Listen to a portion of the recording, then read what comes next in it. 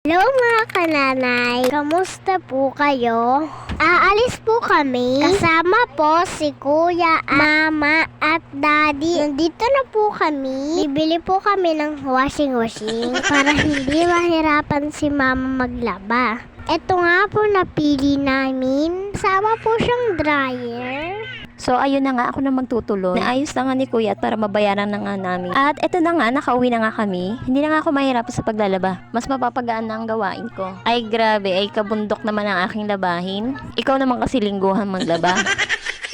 Inisa-isa ko na nga mga labahin ko. Hiniwalay ko na nga mga puti at tikolor.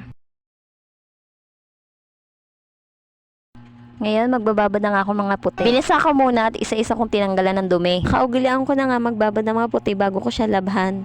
After ko nga magbabad ay inuna ko nga paikuti mga dikolor. At sa mga puti naman ay mano-mano ko itong kukusutin. Ito na nga magtatapos ang aking 40 days video.